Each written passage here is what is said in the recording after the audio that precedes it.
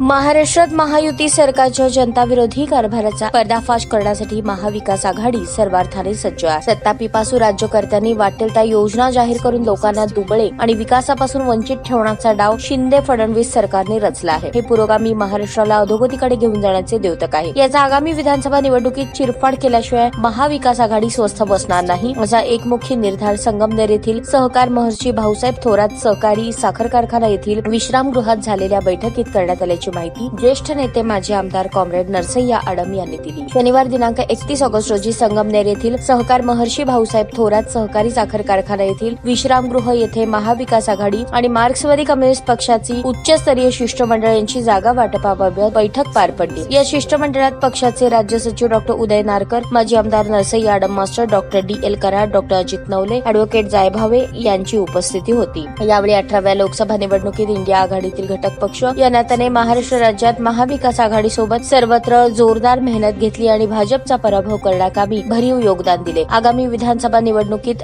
जागा वाटपाबाबत बैठकीत माकपला सामावून घेतले जाईल। माकपच्या प्रस्तावावर चर्चा होईल। विशेष म्हणजे महाराष्ट्रातील ज्येष्ठ नेते माजी आमदार नरसय्या आडम मास्तर यांच्यासोबत मी विधिमंडळात काम केले आहे।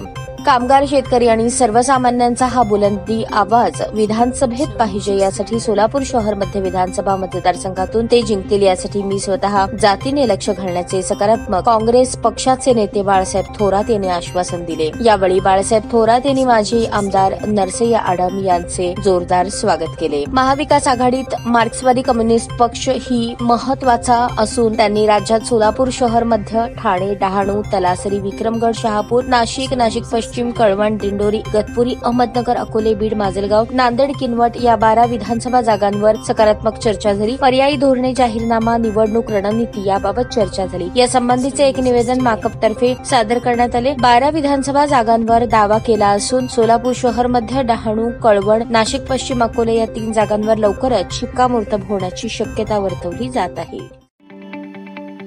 ताज्या बातम्या पाहण्यासाठी प्राईम महाराष्ट्र न्यूज चॅनलला सबस्क्राईब करा।